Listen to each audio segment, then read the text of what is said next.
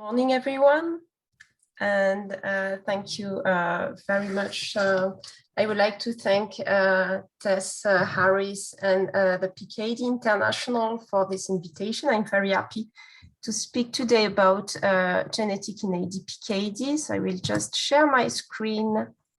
Thank you. So my name is Emilie Cornec-Legal. I'm a nephrologist and with also an interest in the clinical side and in the research side on inherited kidney diseases and especially ADPKD. And we will discuss today the role of genetic testing in ADPKD, and this is our agenda for today. I would just like to speak first about a simple definition and what is genetic testing, and then go more specifically into the role of genetic testing in the diagnosis of ADPKD and the role of genetic testing in the prognosis and evaluation of ADPKD. First, we'll go through definition and basic notions about genetic. And I know that some people in the audience might be very familiar with these words, but I think it's important that we start by these basic notions to understand then what is really genetic testing in ADPKD. So just a few words, DNA, desoxyribonucleic acid, what it is, just a reminder, it's the chemical form of the instructions necessary to maintain the integrity and the functioning of the cells. And these instructions are genes. And the DNA is made up of very long chains of just 4 chemical letters, which are A, C, G and T for adenine, cytosine, guanine, and thymine. So only these 4 letters will write all the information that constitute our genome. And so the DNA here, this long thread of these 4 letters are condensed into chromosomes, and the chromosomes are located into the nucleus of the cells. And so all the cells, not all, almost all the cells, not the red blood cell, but all the other cells do have a nucleus with chromosomes in them. And so a gene is a fragment of DNA that carry the genetic information. So I'm just trying to remove the little, the little panel of pictures to be able to see my slides. And so a gene is a fragment of DNA that carries the information for making proteins. And so genes are arranged on the chromosomes. So female individuals do have 22 pairs of autosomes, which are non-sexual chromosomes, plus their 2 X chromosomes, and male individuals have X and Y chromosomes and their autosomes. And understanding this will be important just for the name of ADPKD later on. So genetics in numbers, we are made of billions of cells, and in the nucleus of each cell, there is 2 meters of DNA. So it's altogether, we are made of a very long distance of DNA. And so DNA is organized in 46 chromosomes, and on these chromosomes, there are approximately 20,000 genes coding for proteins. And these 20,000 genes represent only 1% of our genome. So the coding part of these 20,000 genes is only 1% of our DNA. And so there is a nice comparison between our genome and a recipe book that helps understand. And if you want to have basic information on genetic and inheritance of diseases, and you can go on this website here, but we can compare our genome to a book. And in fact, this book is made of 2 volumes, one inherited from the mother and one inherited from the father. And so each of these volumes contain 23 chapters, which are our chromosomes. And in each chapter, you have a certain number of recipe pages, which are our genes. And in between, there are non-coding page of DNA, so pages with no recipes, which is the non-coding part of the DNA. And so these books are written with only 4 letters, A, T, C, and G, and all the words are made up 3 letters, made up of 3 letters triplets. So I will go through that just to explain what is a mutation. So here is a simple figure just to explain how do we go from the DNA to a protein. And this is to explain what is a mutation. So here we are on in the nucleus of the cell, and in the nucleus of the cell, what will happen is that our DNA is transcribed into a molecule that can exit the nucleus, the RNA. And so these, our 4 letters here, will be translated into a protein. So this little factory, we say, which is the ribosome, will read our DNA 3 letters by 3 letters. And in fact, to each triplet of letters, there is a specific amino acid that is associated with each triplet. And so we can see the immature protein as a kind of necklace made out of these little color beads. And for each triplet of letters, you have a specific bead. And then this immature protein will go into a maturation factory, which is called the endoplasmic reticulum, and then into another maturation factory, which is called the Golgi apparatus. And at the end, we will have a mature protein. So instead of our simple necklace, we will have a 3-dimensional folded protein that will be targeted to where it must act. And for example, when we speak about ADPKD, so the protein is the polycystin. And so our correctly folded polycystin will go to its final destination and avoid the formation of cysts. So now, what is a mutation? A mutation is, for example, if I go from the DNA here, there is just 1 letter that has changed. And this, in these particular cases, for example, we had AAA giving a little green bead, and it was transformed into a stop signal. And this stop signal makes that the protein will be shorter and will not be functional. Another situation is that for the second letter, the second bead here, the red bead, was written with a CGG that has been changed by a CCG, whatever. But instead of a red bead, we have a yellow bead. And this might not work as well as the red bead. So just in short, is if one of the letter changes, so if there is a variant, we use the word mutation a lot, but in fact, we should speak about variant. Sometimes there is no change. Several triplets can give the same bead, the same kind of amino acid. But sometimes we can have a shorter protein with or a protein with 1 or several different amino acids or different beads. And if the protein is different, well, sometimes there is no consequences. There are several ways to spell a protein. You can have, it's the same as in spelling.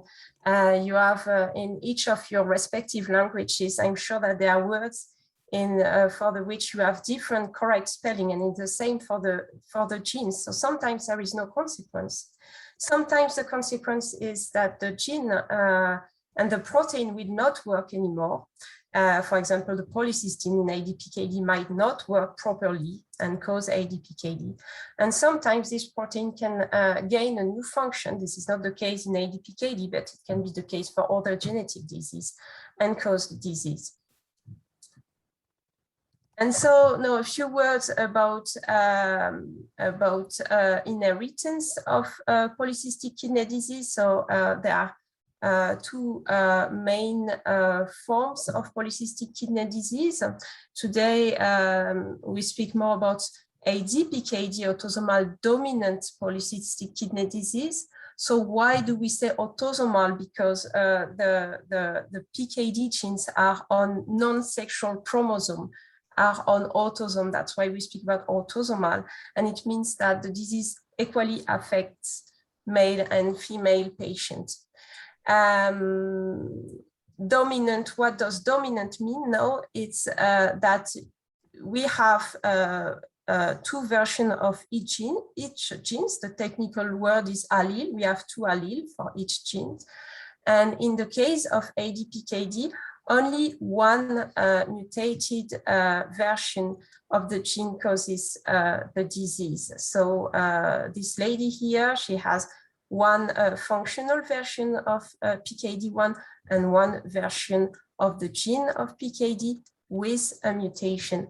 And so for each pregnancy, she will randomly transmit the functional version or the version with the mutation. And so the consequence is that there is one risk out of two to transmit the disease. In autosomal recessive polycystic kidney disease, it's a much rarer disorder that is most often diagnosed in childhood, although sometimes it can be diagnosed in early adulthood. And so affected individuals do have two mutated copies of the gene, one inherited from the father and one inherited from the mother. So the parents are unaffected carriers, and the children, are either affected or unaffected, but carriers of one mutations, or unaffected and not carriers of the mutations. So now speaking more specifically about genetics of ADPKD. In ADPKD, there are two principal genes. PKD1 is involved in 75% of the pedigrees of the families, and PKD2 in 18% of the families. And in 7% of the patients, there is no mutation identified, or in a small number of these 7%, there can be other rare genes giving a kind of similar presentations or atypical form of polycystic kidney disease that can be involved. So here we have a large family on the right, a large family of patients followed in our hospital. And what you can see here, the little square, are the male individuals, and round are female individuals. And so, here, one of these people was probably affected, but it was many, many generations ago, and we don't know who was affected. But here, people with a little black square, this man is affected with ADPKD, had several children, and some were affected while some other were not affected. So when we say one risk out of two, obviously this it's not always the case for each generation. Some generation of individuals will be mostly unaffected, and some can be as here all affected. Well, it's it depends. And so the risk of transmission is 50%. As Dr. Tora said, there is no generation skipping. It means that, for example, this lady here who is unaffected as she cannot transmit the disease because she did not inherit the mutation. And also something to have in mind is that patient can have de novo mutation. This is the case in 10 to 15% of the affected individual. It means that the mutation happened just before the formation of the egg, and so was not present in the parents. And this can explain negative family history in some patients. So we'll speak about prognosis a little bit later, but PKD1 generally causes earlier loss of kidney function than PKD2. And there can be variability in terms of severity, even within families, and we'll come back to this a little bit later on. So one thing you need to know about genetic testing is that there have been a lot of progress made in genetic testing. 10 years ago, it was, even 10 years ago, even if modern techniques were already happening in the research setting, in the clinical setting, it was very, very slow. The traditional sequencing was Sanger sequencing. We had to sequence one gene at a time, fragment per fragment per fragment. And for example, for PKD1 sequencing, it was more than 50 different reactions manually with lab technicians. And so it would be over 12 months. It's a very difficult gene, probably one of the most difficult genes to study. And so it was very rarely performed in the clinical setting.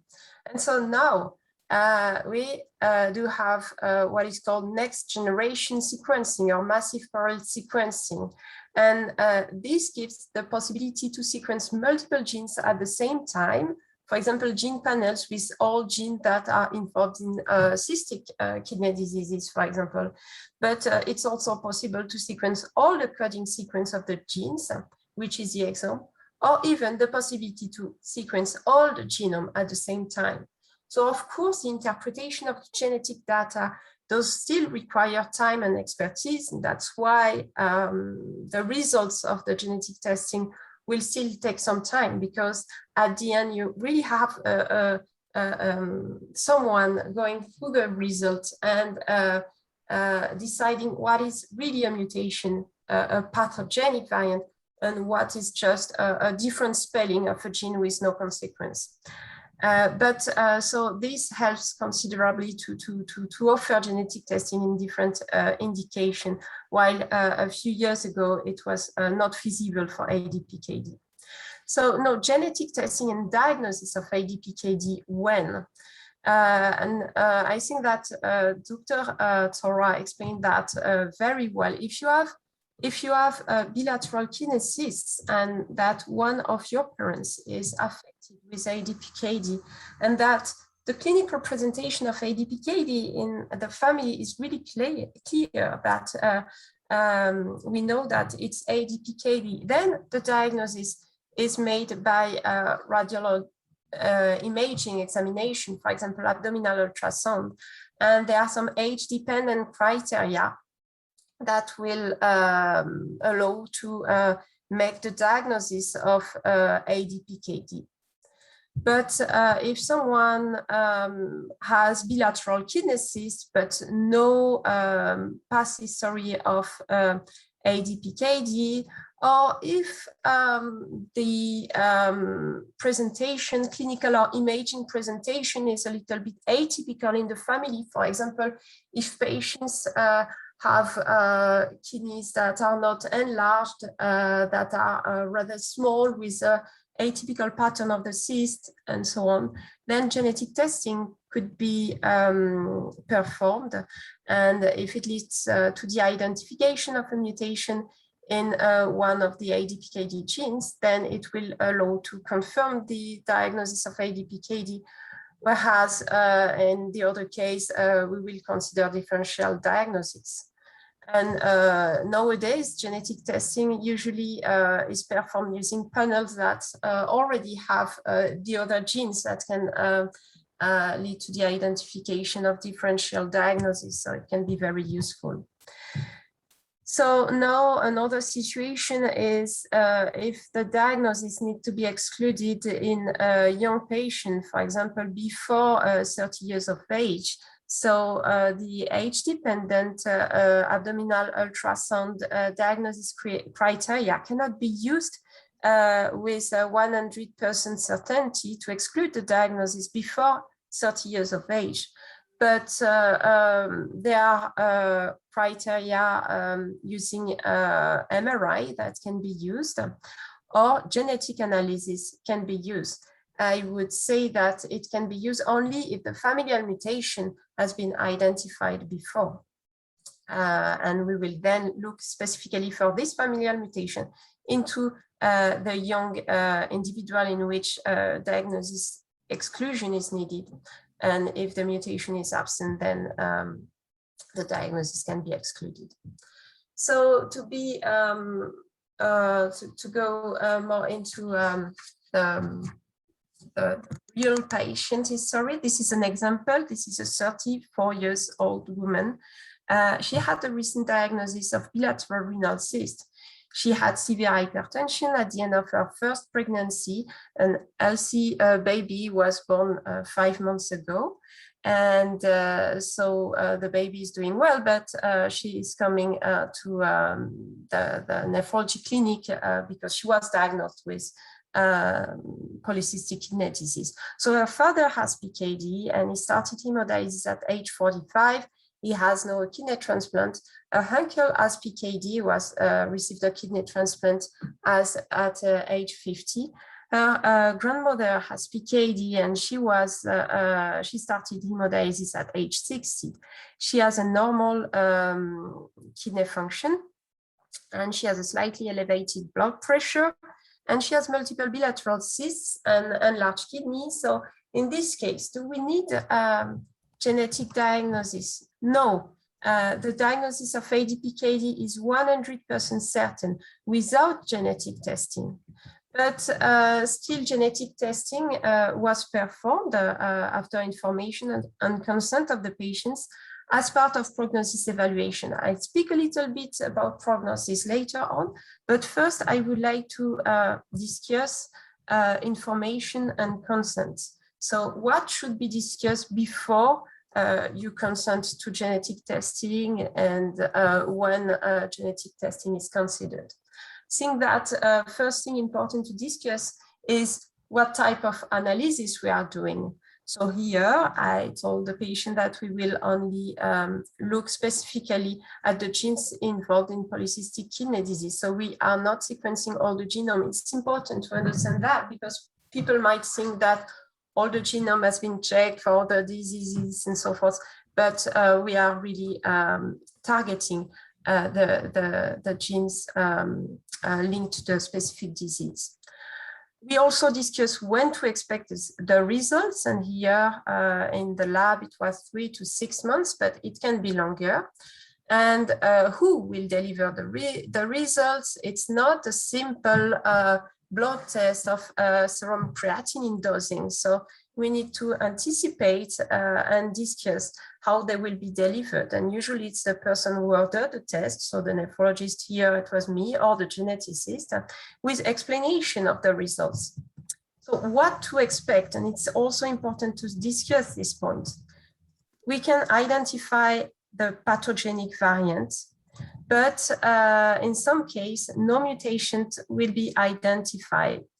And despite the patient having ADPKD, and it's the case for 7% of the patients because there are some complex genetic etiology, and maybe the analysis will be performed again later because the sequencing data will be stored, and there are continuous progresses in research. So it's important to tell a patient to know that maybe the test will be negative.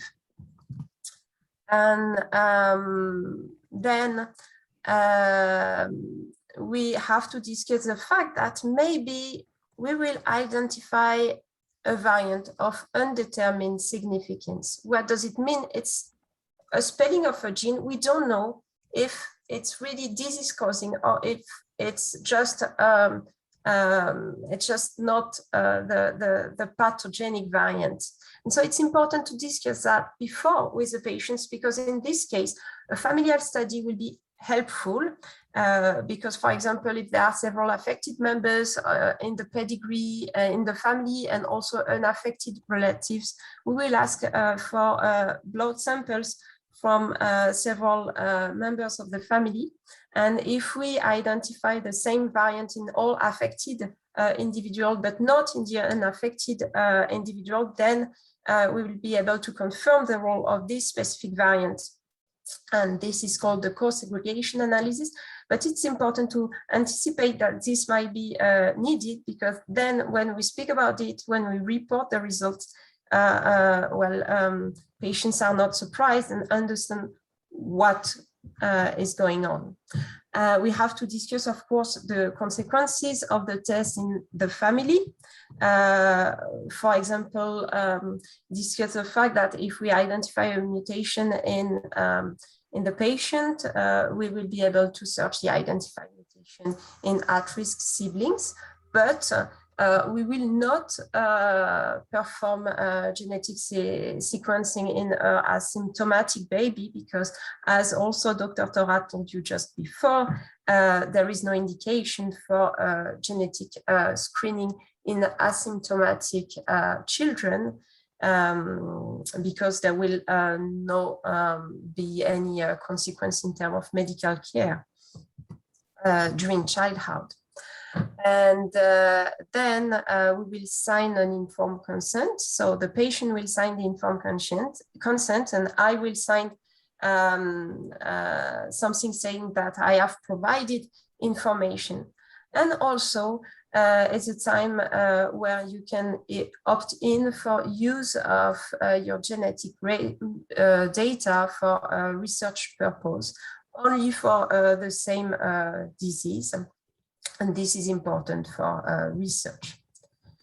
So this is a second story. It's a 22-year-old woman who had an incidental diagnosis of cystic kidney. She has more than, so here you can see on her imaging that she has these little white spots, the little cysts in both her kidneys. And she has more than 10 cysts per kidney. And her parents have a negative ultrasound, they have no kidney cysts, and she has two older siblings who also had negative ultrasound. So in this case, genetic testing is important. And in fact, no mutation of PKD1 and PKD2 was identified, but a pathogenic mutation in another gene, which is called HNF1 beta. So it's a rare disease, but HNF1 beta disease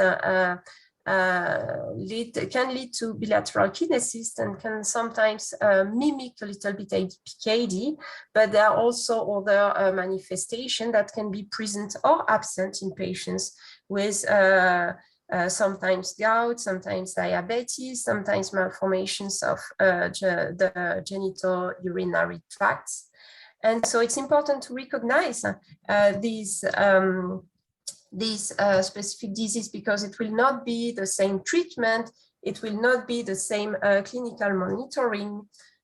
So patients were subsequently tested for the mutation, and they were tested negative, so confirming the de novo occurrence of the mutation. And so the consequence for the patient is that she has a precision diagnosis and will have specific screening for diabetes and also manifestations of HNF1 beta disease.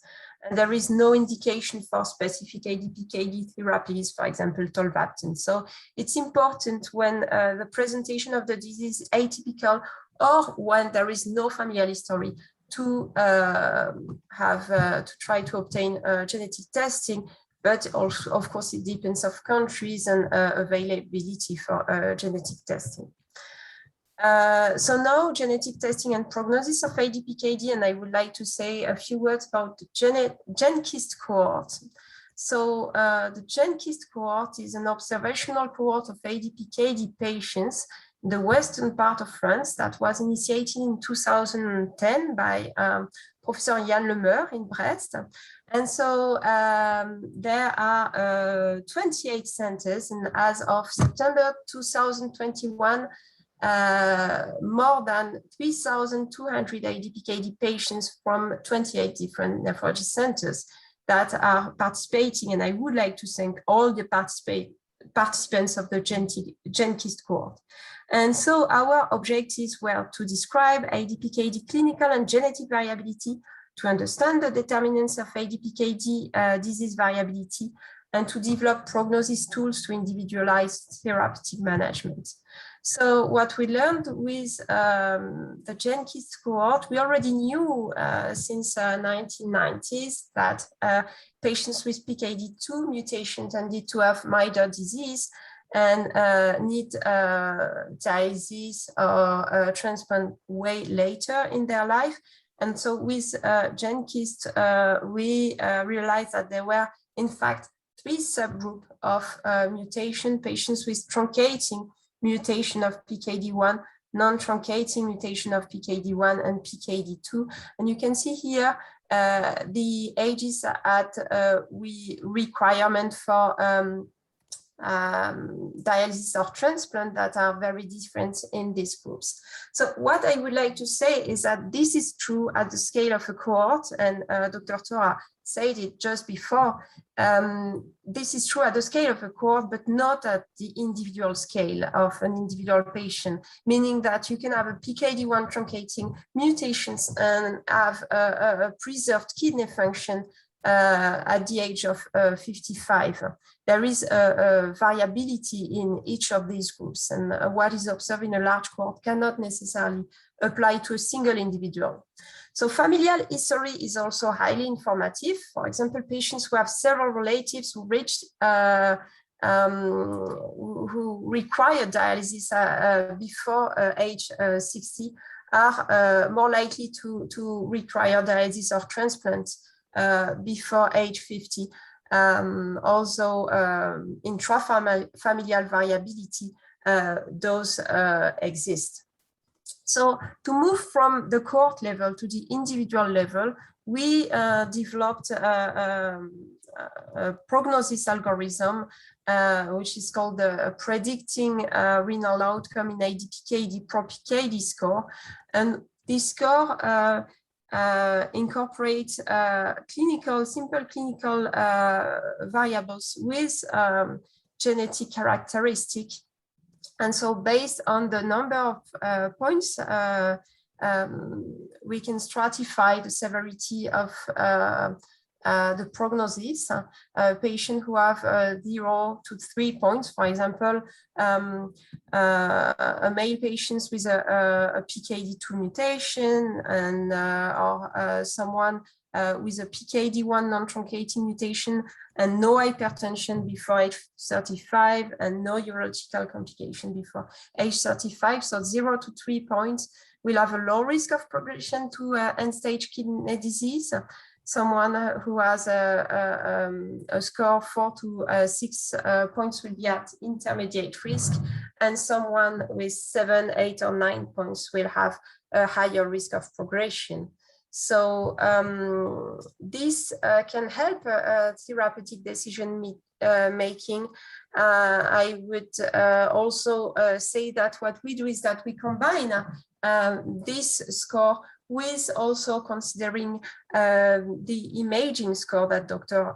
Tora presented. For example, we look for each individual patient, the ProPKD score, but also, of course, his or her kidney function, and also the imaging data and total kidney volume and Mayo imaging classification that was presented just before. This can also help, for example, to consider earlier introduction of antihypertensive therapies with low target of blood pressure. And this also can help in the design of clinical trial to enrich clinical trial population with rapidly progressing patients, because this will maximize the chance to prove an effect of the drug tested. Of course, if in a clinical trial there are mainly patients with non-progressive disease, then the chance to make a difference between patients receiving the drug and patients receiving the placebo will be lower than if most of the patients do have a progressing disease. So as we say, those are prognostic tools are available.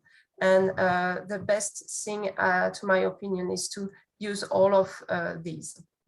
So to conclude, what are the indication of genetic testing in ADPKD? Confirm the diagnosis of ADPKD in patients with de novo ADPKD, so who have a negative family history. Help diagnosis of ADPKD versus differential diagnosis. So I didn't go into the specific or rare cystic diseases, but there are some other cystic diseases in patients with atypical forms of ADPKD. Also, in case of severe or early onset of PKD, so antenatal, neonatal, to understand why the disease was so severe, for example, in children, or in case of antenatal severe form of PKD. Also, to help the selection of related living kidney donors. Depending on the age and the number of cysts, genetic can be helpful to formally exclude ADPKD. I think this is important. Also, sometimes if we only use imaging criteria, we might exclude living kidney donors because they have just a small number of cysts, and in fact, they don't have ADPKD, and so performing genetic testing in, of course, the person who needs the transplant, but also is a related living kidney donor candidate, can be helpful for selection. To provide genetic counseling, to offer a solution for family planning in case of patients willing to consider reproductive option, pre-implantation genetic testing. For prognosis evaluation, not using only the mutation, but employing score like the ProPKD score to stratify the risk of progression to ESRD and personalize the frequency of follow-up and treatment. Also to help to select patients at risk for rapid progression for clinical trial. And so when not, finally, I would say that in asymptomatic at-risk children, it is usually not recommended to perform genetic testing. So with that, I would like to thank you for your attention, and I'd be glad to take any question. Thank you. Oh, thank you very much, Emily, Dr. Koenig. We are a little bit overrunning into the break period. We did have a few questions about genetics, but I'll summarize a couple of them, if I may, which I think are most interesting. These are to do with gene therapy and its potential, and questions about CRISPR-Cas. If you could answer those. Oh, sorry, so the question was about CRISPR-Cas9, whether it can apply to, so for the moment, CRISPR-Cas9 is an excellent progress for modeling disease in the lab, and for example, to develop cellular or animal models of PKD to be able to develop after specific therapies, but it is not something that can be used for the moment in well, the therapeutic option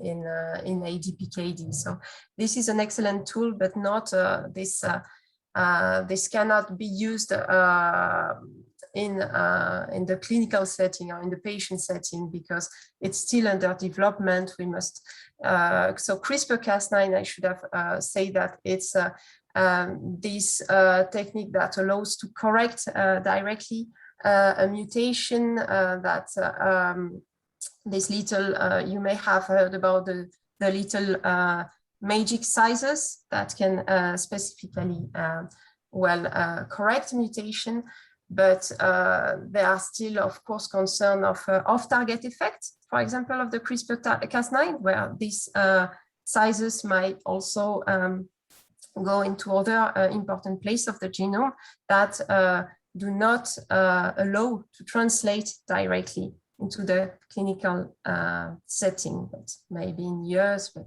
for the moment it's a great progress for research, but not directly for therapeutic application.